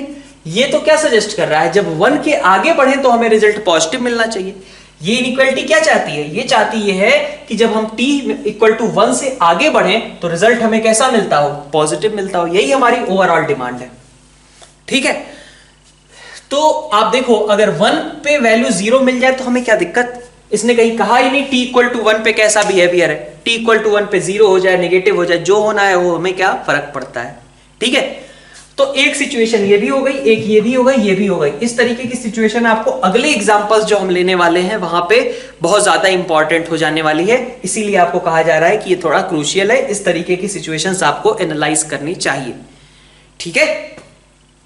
अब ये आपके पास 3 केसेस आ गए, 3 ग्राफ्स हुए आपके पास ओवरऑल। डाउनवर्ड की आपको टेंशन ही नहीं लेनी थी क्योंकि आप पहले ही क्लियर थे कि अपवर्ड पैराबोला ही बनने वाला है। ठीक, अब केसेस देखते हैं। ठीक है, तो केस 1 मतलब फिर से वही बात, इसको 1 बोल दिया, इस सिचुएशन को 2 बोल दिया और इस सिचुएशन को 3 बोल दिया। यहां पे तो हमेशा पॉजिटिव है। हमेशा पॉजिटिव कब होता है? जबकि k-2 पॉजिटिव हो और d कैसा हो जाए? नेगेटिव। तो k-2 पॉजिटिव है, कोई दिक्कत नहीं। d नेगेटिव होने का मतलब क्या है? d को लिख लेते हैं एक बार को, 4 - 4 × 3 12 × k-2 नेगेटिव है ना। तो यहां से 1 - 3k + 6 < 0, तो यहां से आ गया हमारे पास 7 - 3k < 0, 7 < 3k, और k will be greater than 7/3।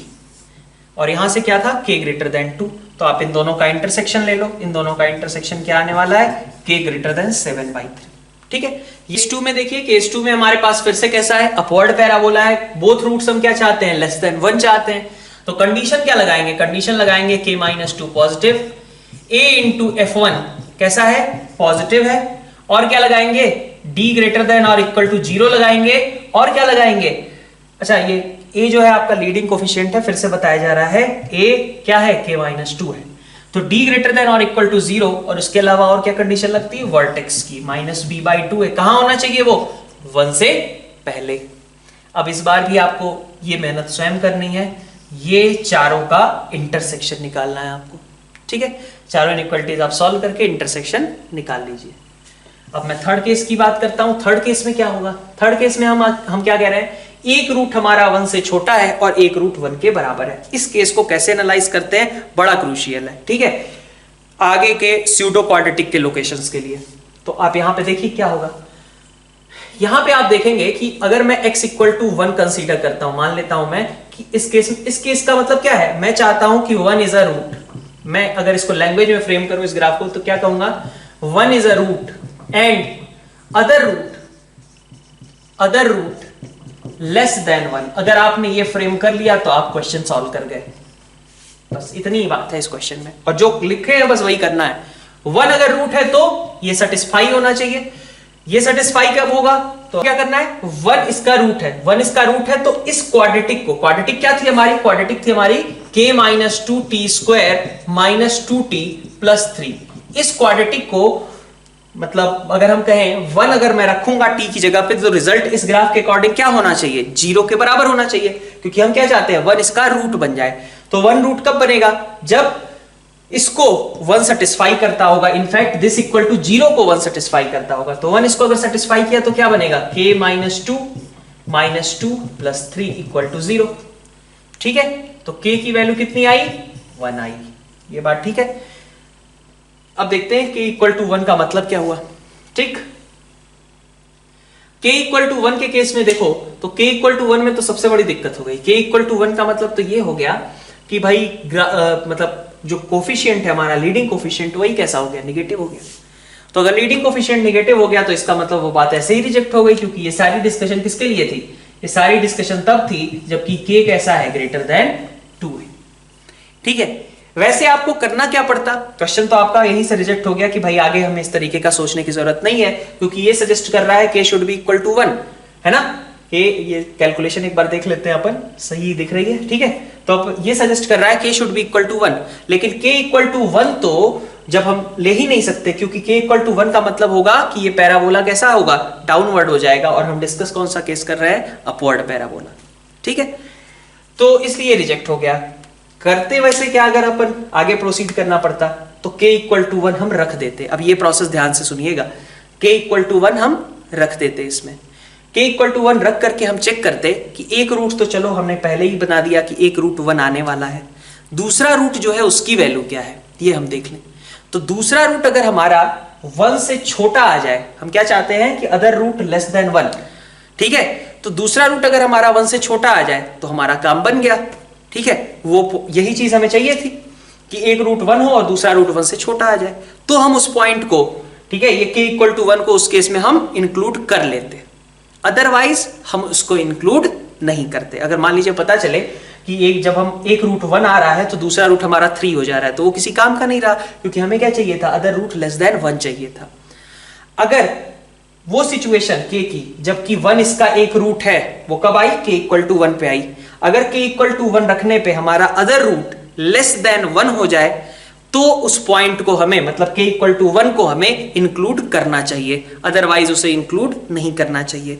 इस क्वेश्चन में तो ये बात ऐसे ही रिजेक्ट हो गई क्योंकि हमें k कैसा चाहिए था? ग्रेटर देन 2 चाहिए था। लेकिन जो ये थर्ड पार्ट का हमने ओवरऑल डिस्कशन किया है, ये अगले क्वेश्चंस में आपके यूज आने वाला है काफी भारी मात्रा में, तो ध्यान से आप इसको एक बार इस केस को फिर से एनालाइज कर लीजिए। ठीक है, एक बार रिवाइंड करिए और रिवाइंड करके इसको फिर से थर्ड केस को ओनली इसको एनालाइज कीजिए। तो अब अपन स्यूडो क्वाड्रेटिक और लोकेशन ऑफ रूट्स को क्लब करने वाले हैं इस क्वेश्चन के थ्रू, इस चीज को समझने भी वाले हैं। क्या कहा गया? x raise to power 4 minus lambda x square plus 9 equal to 0, ये एक इक्वेशन है और लेमडा की वैल्यूज हमें फाइंड आउट करनी है, so that equation has 4 real and distinct solution, first case. ठीक है, अभी हम सिर्फ इसी की बात करते हैं, बाकी 2 केसेस और भी हैं और नेक्स्ट भी हम और की क्वेश्चन लेने वाले हैं। सबसे पहले क्वाड्रेटिक इसको बनाएं, स्यूडो क्वाड्रेटिक बनाओ। इसको कैसे बनाते हो? एक्स स्क्वायर को t मान के, एक्स स्क्वायर को t मान लिया तो t कहां से कहां तक जाएगा? t अपनी वैल्यूज स्टार्ट करेगा 0 से और कहां तक जाएगा? इंफिनिटी तक। ठीक है, ये बात आपकी क्लियर हो गई।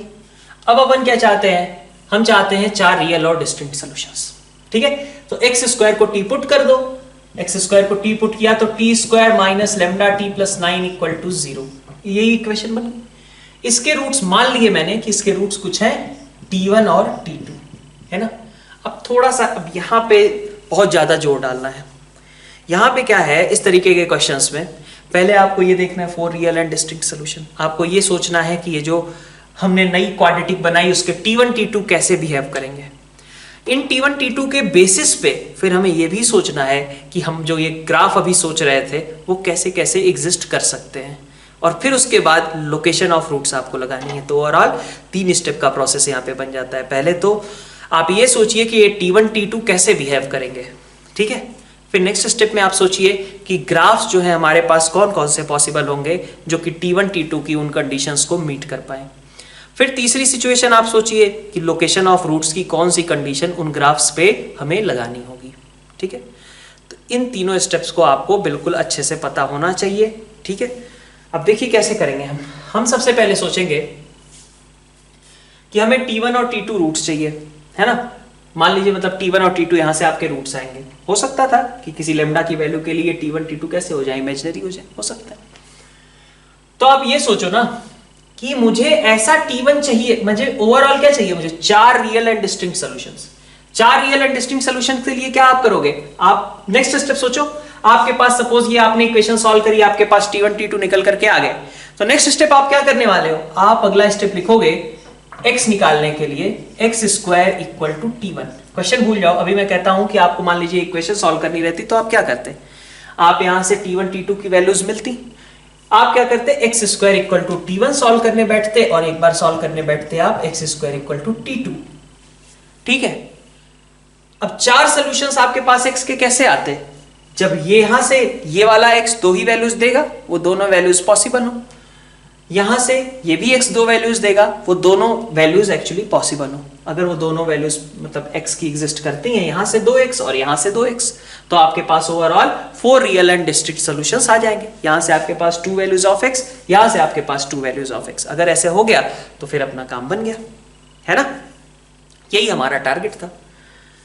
ठीक है, अभी मैंने आपको क्वेश्चन नहीं समझाया, अभी मैंने आपको सिर्फ ये बोला है कि अगर मान लीजिए आपको एक इस तरीके की इक्वेशन कह दी जाए, सॉल्व करो मुझे x चाहिए, तो आप क्या करोगे? आप यहां से t में क्वाड्रेटिक बनाओगे, t1 t2 निकालोगे और आप कहोगे कि t1 equal to x square से मुझे 2x मिल जाए, t2 equal to x square से मुझे 2x मिल गया, और इस तरीके से मेरे पास 4 रियल x की वैल्यूज हो गई। यही कहोगे?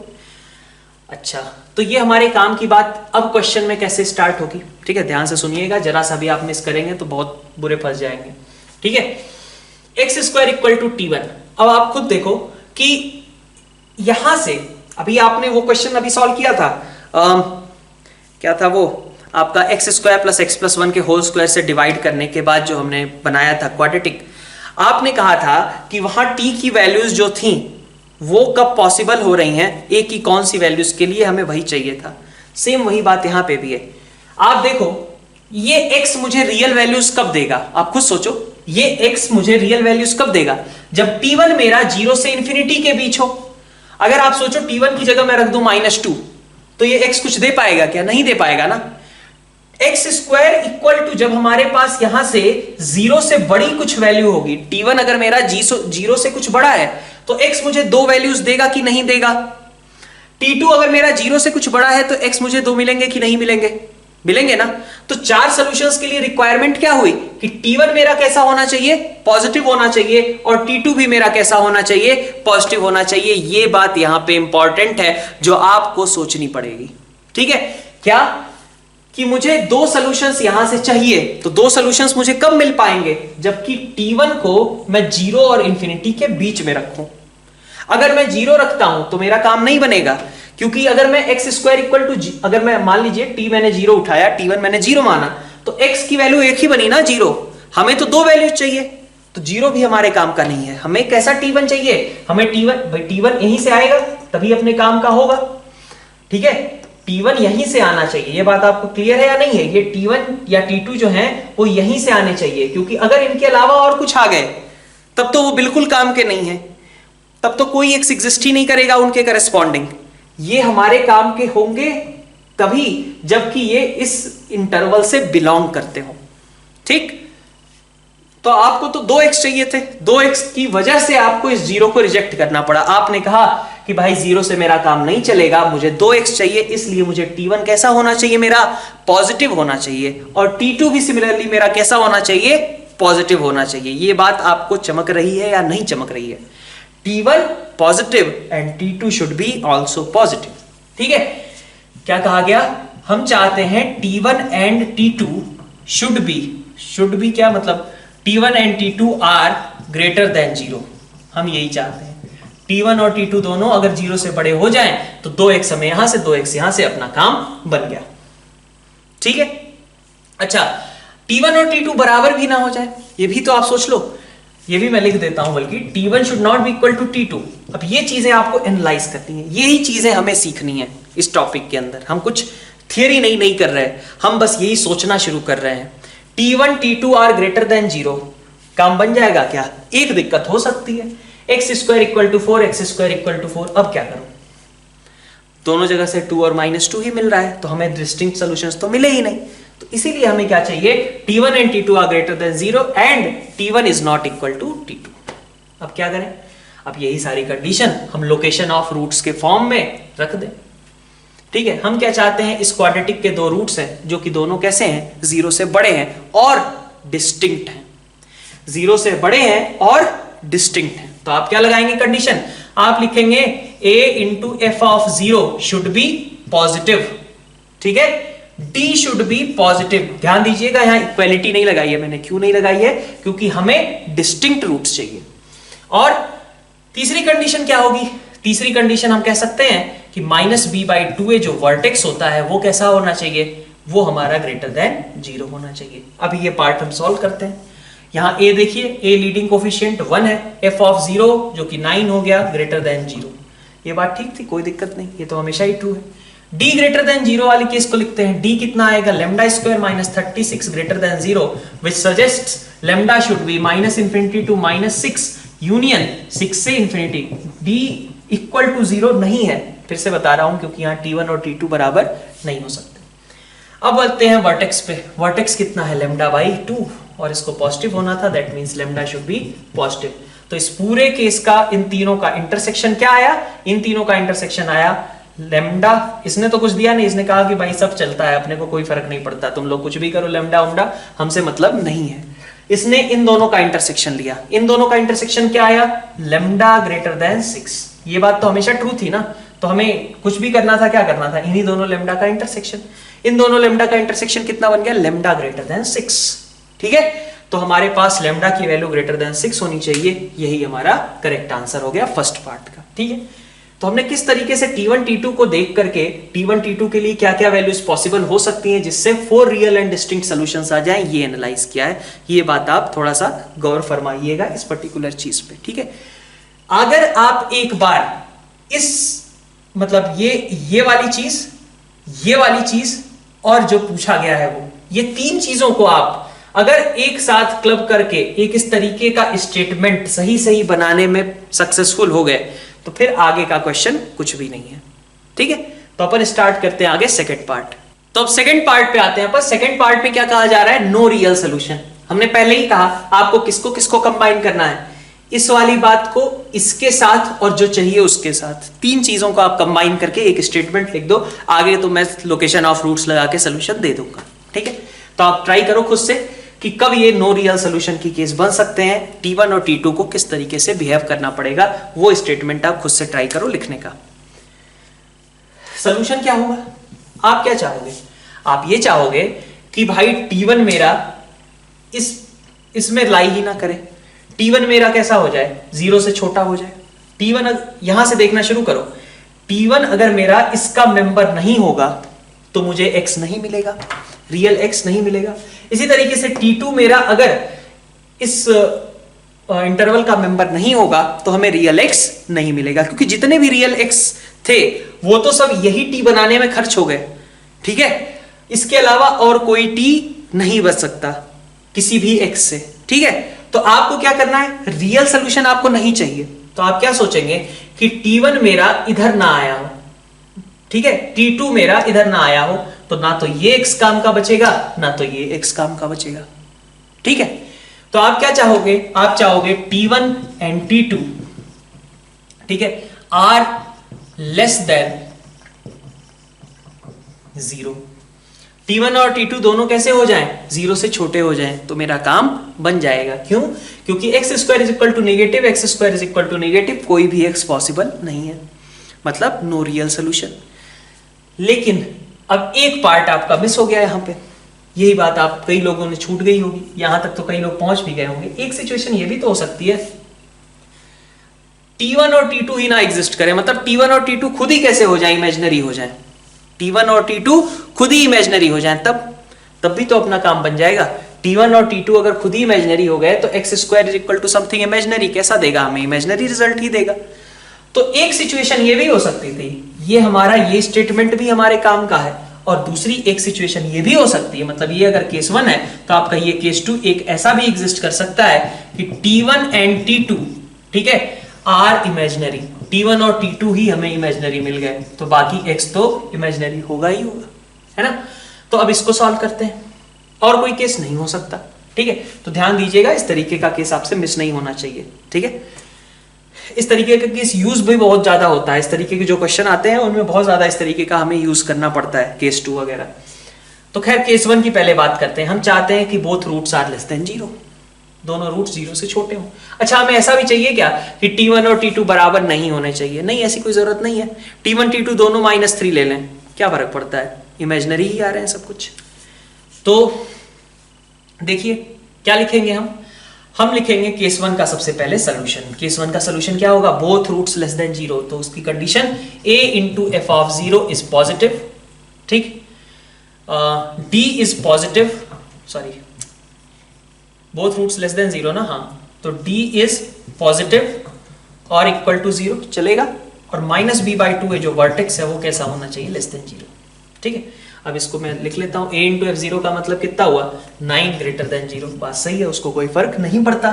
d कितना है आपका, लैम्डा स्क्वायर -36 ग्रेटर देन और इक्वल टू 0, जिसने सजेस्ट किया लैम्डा बिलोंग्स टू -इंफिनिटी से -6 यूनियन 6 से इंफिनिटी।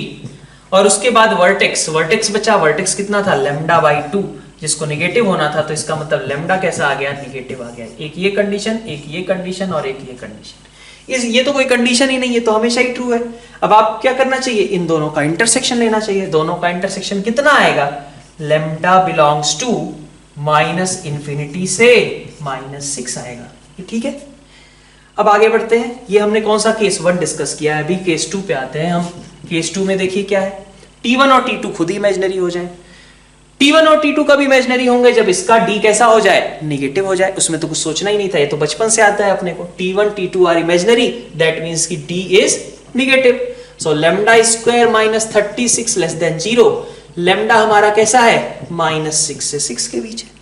ठीक है, तो ये भी बात अपनी ट्रू हो गई। ठीक है, तो इसका मतलब क्या हुआ कि केस 1 ने सजेस्ट किया कि हम इस लैम्डा से खुश हैं, केस 2 ने सजेस्ट किया कि हम इससे खुश हैं। तो केस 1 हो जाए, अपन तो तब भी खुश हैं अगर केस 1 हो जाए, और तब भी खुश हैं अगर केस 2 हो जाए। मतलब दोनों के बीच क्या होना चाहिए? यूनियन। तो यूनियन क्या आएगा? लैम्डा बिलोंग्स टू -∞ से 6। ठीक है, 6 यहां से इंक्लूडेड यहां पे। ठीक है, ये आपका ऐसा कुछ आ जाएगा। ठीक है, आपने क्या किया? केस 1, ठीक है मैं लिख देता हूं, केस 1 यूनियन केस 2 लिया, और उसने ये रिजल्ट आपका बना के दे दिया।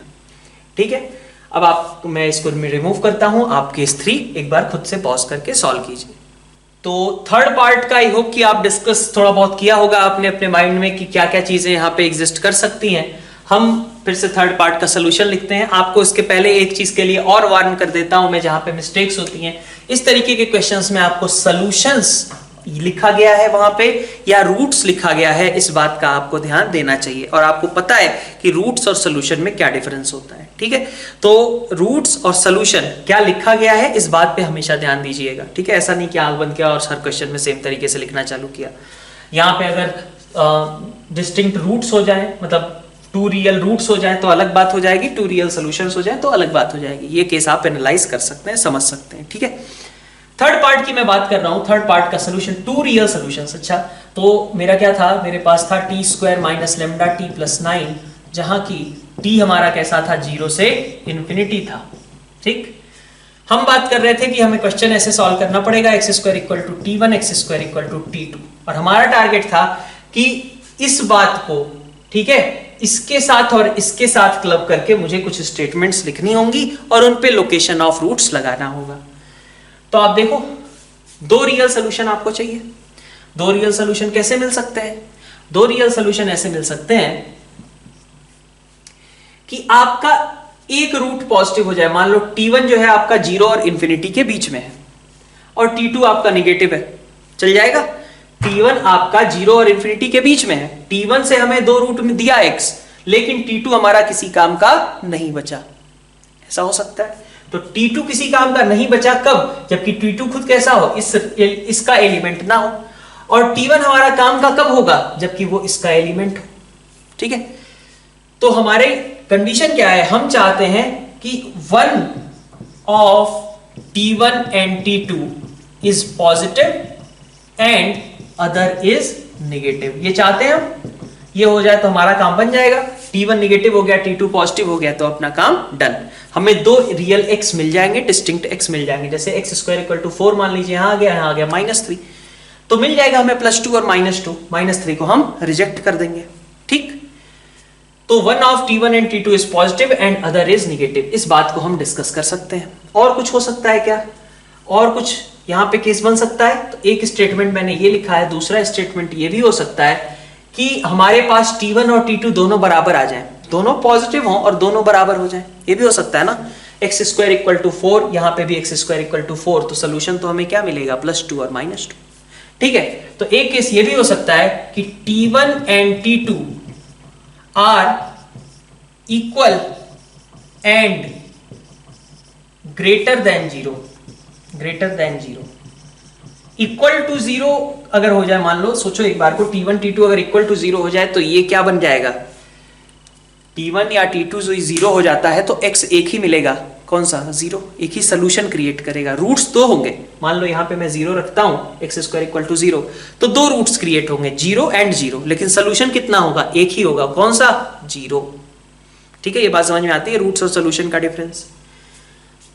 अब हम इन दोनों को फ्रेम करते हैं। पहले वाले केस को केस 1 लिया, one of t1 and t2 is positive and other is negative। एक रूट पॉजिटिव है, दूसरा रूट नेगेटिव है, तो इसका मतलब क्या हुआ? 0 lies in between roots। ये तो टिपिकल स्टेटमेंट है, 0 lies in between roots। यही चीज है ना, 0 lies in between roots। क्या कंडीशन लगती है इसकी? इसकी कंडीशन होती है a × f(0) नेगेटिव। a आपका कितना है? 1, f(0) कितना है? 9, नेगेटिव नहीं हो रहा, इसका मतलब ये पॉसिबल नहीं है। ऐसा कोई भी लैम्डा नहीं है जिससे कि ये चीज हमारी सेटिस्फाई हो पाए, इसका मतलब ऐसा पॉसिबल नहीं है। अब केस 2 पे आते हैं। केस 2 में हम क्या बात करने वाले हैं कि t1 और t2 बराबर है लेकिन ग्रेटर देन 0 है। अच्छा, अब इसमें भी कुछ लोगों को कंफ्यूजन हो जाती है कि भैया ये वाला तो केस हमने पढ़ा ही नहीं, हमें पता ही नहीं कि ये कौन सा लोकेशन ऑफ रूट है जहां t1 and t2 are equal. ये लोकेशन ऑफ रूट नहीं है, ये नेचर ऑफ रूट है। t1 और t2 अगर बराबर हैं तो इसका मतलब डी क्या रहा होगा, 0 रहा होगा। अब कॉमन सेंस यूज करिए, पुराना क्वाड्रेटिक, डी इक्वल टू 0 रहा होगा। डी इक्वल टू 0 का मतलब lambda square minus 36 equal to 0 रहा होगा उस समय, और लेमडा की वैल्यू क्या होनी चाहिए थी, या तो +6 या तो -6। अब हम चेक कर लें कि क्या +6 और -6 के समय दोनों रूट्स ग्रेटर देन 0 आ रहे थे क्या, दोनों रूट्स ग्रेटर देन 0 आ रहे थे क्या। आप चाहो तो लेमडा को 6 रख के चेक कर लो, आप चाहो तो लेमडा को -6 रख के चेक कर लो, ठीक है। क्या बनेगी इक्वेशन, इक्वेशन ऐसी कुछ बनेगी, x square minus 6 plus 9 equal to 0, lambda equal to +6 के लिए है ना, ये कौन सा केस था, लेमडा इक्वल टू 6 का। और लेमडा इक्वल टू अगर -6 का केस कंसीडर करेंगे तो क्या बनेगा, x square plus 6x plus 9 equal to 0। ये क्या देगा हमें, ये देगा x इज इक्वल टू -3 है ना, दो रूट्स देगा -3 और ये भी दो रूट देगा, x इक्वल टू 3 and 3। हमें क्या चाहिए था, हमें वो वाला लेमडा चाहिए था जिससे कि रूट्स ये दोनों t1 t2 इक्वल हो जाएं और वो ग्रेटर देन 0 भी हो, तो वो ग्रेटर देन 0 इस केस में हो रहे हैं, इसका मतलब हमें यही आंसर के लिए चाहिए। तो लेमडा इक्वल टू 6 हमारा इस केस का करेक्ट आंसर हो गया। बात समझ में आई, ये केस आपका लोकेशन ऑफ रूट्स है ही नहीं, ये तो नेचर ऑफ रूट्स है, सिंपल सी बात कही जा रही है। अब चूंकि हम इतना पढ़ चुके हैं कि हम कंफ्यूज हो जाते हैं, ठीक है, कम पढ़े रहते तो फिर भी हम इसको कर लेते हैं, ठीक है। तो ज्यादा पढ़े लिखे होने की दिक्कत है कि आपको यहाँ पे कंफ्यूजन हो जाए, ठीक। तो लेमडा इक्वल टू 6 का केस ऐसा था, हमें पता चला कि भाई इक्वल रूट्स के लिए होता है, और उन इक्वल रूट्स की कंडीशन को हमने चेक किया क्या रूट्स हमारे ग्रेटर देन 0 है क्या, तो हमें पता चला 6 तो के लिए तो ग्रेटर देन 0 आ रहे हैं, -6 के लिए ग्रेटर देन 0 नहीं आ रहा है, इसका मतलब ये रिजेक्ट हो जाएगा। Lambda equal to 6 should be solution for case 2। Case 1 ने क्या दिया, कुछ नहीं, तो आप क्या करेंगे, केस 1 और केस 2 का यूनियन, इसका मतलब क्या हुआ, लेमडा इक्वल टू 6, यही हमारा करेक्ट आंसर होगा। मतलब इस पूरे पार्ट के लिए कहूं तो सिर्फ एक ही लेमडा एग्जिस्ट कर सकता है, वो है लेमडा इक्वल टू 6। फिर से मैं बताता हूं आपको, सोल्यूशन और रूट्स, इन पे ध्यान दीजिएगा इस तरीके के क्वेश्चंस में। तो नेक्स्ट आपके पास फिर से स्क्रीन पे एक क्वेश्चन दिख रहा होगा आपको बोर्ड पे, find value of k for which x raise to power 4 plus 1 minus 2k into x square plus k square minus 1 equal to 0 has, first part है 4 रियल सोल्यूशन, सेकंड पार्ट है 3 real, third part है 2 real solutions, fourth part है 1 real solution और fifth part है no solution. ऐसे सारे k की values हमें पांचों पार्ट्स के लिए अलग अलग फाइंड आउट करनी है। ये आपका आज का होमवर्क है, ठीक है। आपको ये करके, सोच करके, सारे फाइनल आंसर्स के साथ आपको नेक्स्ट लेक्चर के लिए अपीयर होना है। आपका प्रोसेस आपको मेनली चेक करना है कि क्या आप सही जगह पे पहुंच पा रहे थे या आपका कुछ केस मिस हो रहा था, या फिर कई लोग ऐसे भी हो सकते हैं जिनको यही दिक्कत हो कि भाई हम स्टार्ट ही नहीं कर पाए क्वेश्चन, ठीक है। तो आप एक बार को पिछला क्वेश्चन जो था उसको 1-2 बार और रिवाइंड करके देखिएगा, समझने का ट्राई कीजिएगा, और अगर वो ना समझ में आए तो उसके पहले वाला ट्राई कीजिएगा, उसके जस्ट पहले वाला जो क्वेश्चंस कर रहे थे हम ग्रेटर देन 0 वाले, ठीक है, या less than 0 for interval -2 to -1, ये वाले। और अगर वो भी ना समझ में आए तो फिर आपको लोकेशन ऑफ रूट्स के बारे में सोचना चाहिए, ठीक है। अगर आपकी ये दोनों तीनों चीजें क्लियर है तो आप इस क्वेश्चन को कर पाएंगे। कुछ लोगों से हो सकता है कि कुछ आपको सारी चीजें पता थी लेकिन एक आध आपसे सिली मिस्टेक्स हो गई, ऐसा हो सकता है क्योंकि टॉपिक थोड़ा इन्वॉल्व है, थोड़ा कम्बरसम है, ठीक है। तो आप आराम से एक एक केस को सोच करके अगर आप करेंगे, सही आदतें डेवलप करेंगे तो आप सही आंसर तक पहुंच पाएंगे। Thank you all. Next lecture में हम इसका सोल्यूशन डिस्कस करेंगे।